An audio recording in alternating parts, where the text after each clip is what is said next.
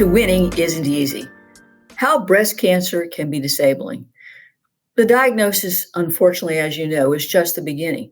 Many people will underestimate the toll the treatment takes on their body and their mind. Even early stage cancers can lead to significant disability, depending on the intensity of the treatment and the side effects. So let's talk about the physical and cognitive side effects of treatment, because I think this is crucial to document in your medical records. The common long-term residual effects of the treatment can include chronic pain, and that can be from the surgery, from the radiation, or even the cancer itself. You will have fatigue and extreme exhaustion that rest does not resolve. So we want to document the nature of that fatigue, naps that you might want to be taking, for example, or have to take, how long those naps last, and how you feel after those naps. You might have lymphedema, which is swelling caused by the removal or the damage to the lymph nodes.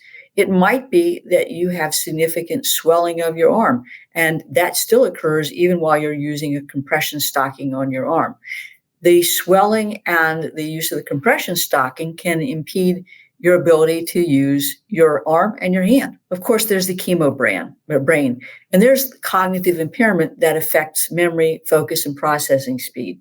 I will tell you, the disability carriers do not understand chemo brain. You may go in and see the doctor, and the doctor asks you, basic information, and you're oriented to place, location, and time.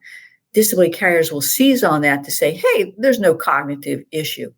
Many times you should consider having neurocognitive testing to document the extent and nature of the memory, focus, and processing speed issues. But be careful. Many disability carriers have policies or plans that have mental nervous limitations in them that say if your disability is caused or contributed to, and is that contributed to language, then benefits are limited to just 2 years. Obviously, you have good reason to be depressed. And if you're having any psychological issues, they can impact not only the results of the cognitive testing, but can lead to a diagnosis of depression, which in turn, depending on the terms of your policy, might lead at the end of 2 years for the disability carrier plan to say, hey, your disability is contributed to by your depression and your benefits are limited to 2 years. And we'll talk about that more, but I want you to be aware of that. The chemo brain is a normal side effect, unfortunately, of treatment, but that can play out both ways in a disability claim. You might have neuropathy, which is numbness or tingling from chemotherapy. And I see this a lot, not only in the lower extremities, but in the upper extremities. Most work these days requires bilateral manual dexterity, the ability to use your hands.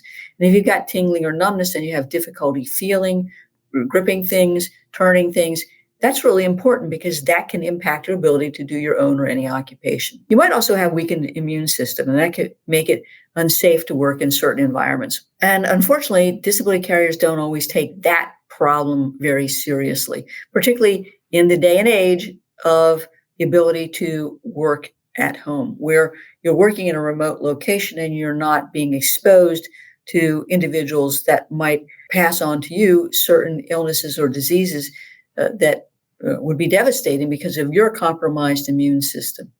Now, from a long-term disability perspective, your disability carrier plan should consider all of these symptoms, not only the physical symptoms, but the cognitive symptoms, so long as they are backed up by objective medical evidence. That's why I think treatment from your medical providers is so critical. Let's take a break for a moment, because then I'm going to come back and talk about triple negative breast cancer and long-term disability claims.